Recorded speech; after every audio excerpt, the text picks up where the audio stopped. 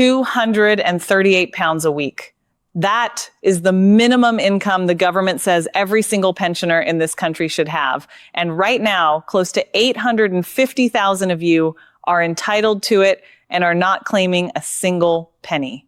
If that is you, or if it might be your parents, your neighbor, or the person 2 doors down, stay with me. Because by the time we reach the 4th benefit on this list, we are going to talk about the one thing that quietly unlocks almost everything else on this page.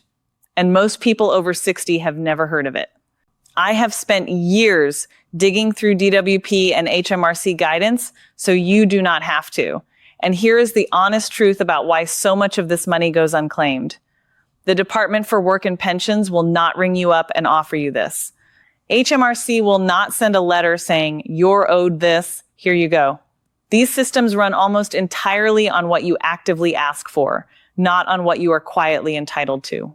So from August 2026 onward, here is exactly what is changing, what you can stop paying for, and what you need to do this week to make sure you are not one of the people missing out.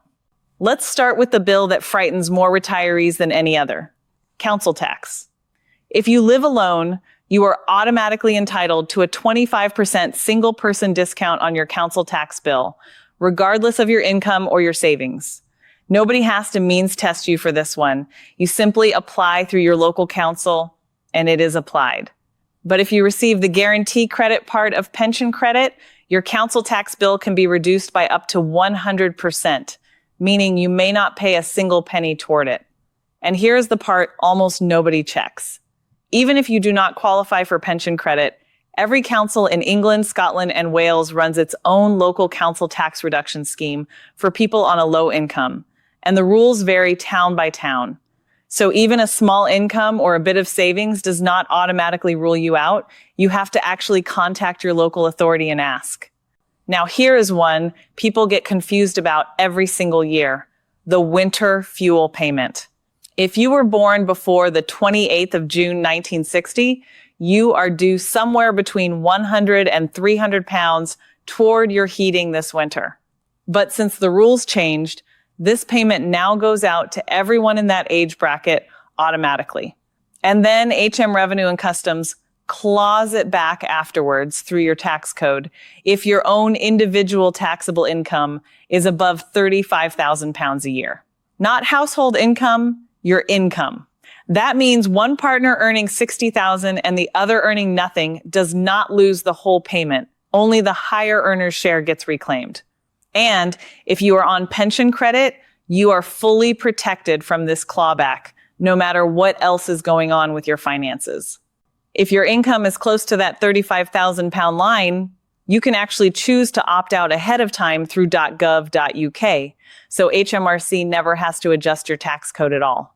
Let me tell you about Joan for a second, because this is the kind of situation that plays out in thousands of homes right now. Joan is 71, lives alone in Derbyshire, and for years assumed council tax support was for people worse off than her. She had never heard that the single person discount had nothing to do with income at all. One phone call to her local council knocked 25% off her bill permanently. That is the kind of money sitting on the table, simply because nobody ever explained the rule properly. This next one catches out more households than almost anything else on this list. If the temperature in your postcode drops to 0 degrees Celsius or below for 7 consecutive days, a cold weather payment of 25 pounds is triggered automatically for that week, on top of anything else you are receiving, provided you are on a qualifying benefit like pension credit. You do not apply for this one. It is meant to trigger by itself based on weather station data for your area, but people still miss it because they assume it only applies to certain postcodes or certain benefits. So it is worth checking your entitlement now rather than in the middle of a cold snap. Now, onto something a lot of people are still needlessly paying for, the television license. If you are 75 or over, and you or your partner receive pension credit, you can apply to stop paying for your TV license altogether, saving you over 160 pounds a year. This is not automatic. You have to actively apply once you turn 75 and once you are receiving pension credit. using your national insurance number and proof of the pension credit award. If you know someone in that position who has simply kept paying out of habit, this is worth a phone call today. Healthcare costs disappear faster than people expect once you know the actual age rules. The moment you turn 60, prescription charges in England stop completely. For life, you simply tick the age exemption box on the back of the prescription form.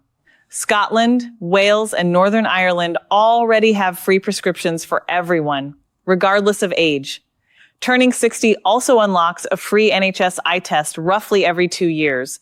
And if you receive the guarantee credit element of pension credit, your NHS dental checkups, fillings, and even dentures are fully covered at no cost to you.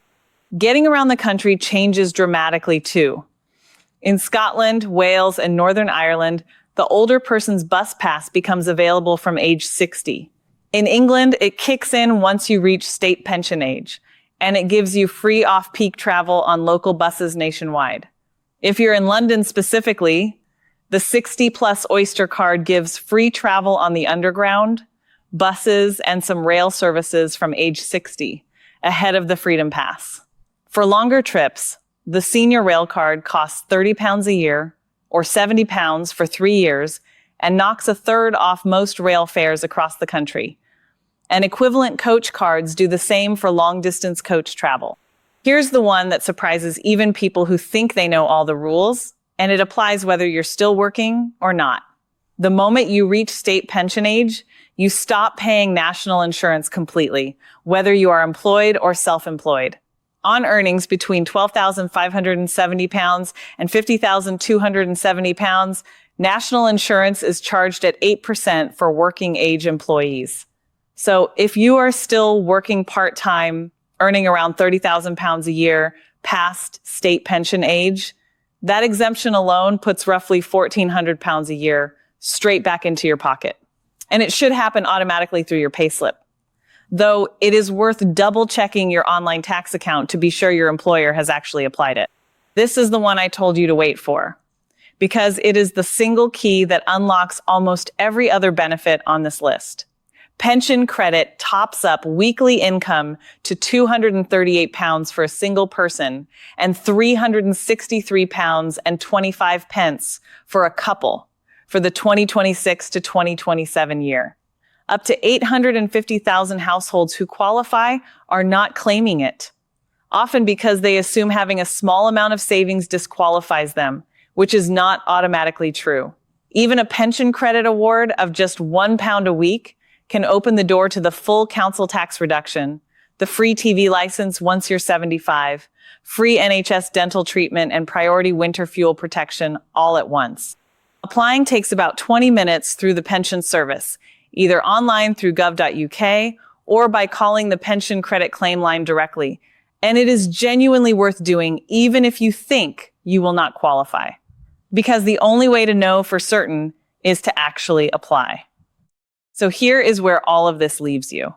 None of what we have just gone through is a favor from the government. It is money and support you have already paid into through decades of tax and national insurance contributions, sitting there waiting for you to ask for it. If you know someone who is retired or approaching retirement and has never checked any of this, send them this today. Because for some of them, it could genuinely be hundreds of pounds a year they are entitled to and simply are not getting. And if you want to know about the next rule change before it happens, rather than months after everyone else, make sure you are subscribed. The real question worth sitting with is not whether these benefits exist. It is how many people around you have simply never been told they are allowed to ask.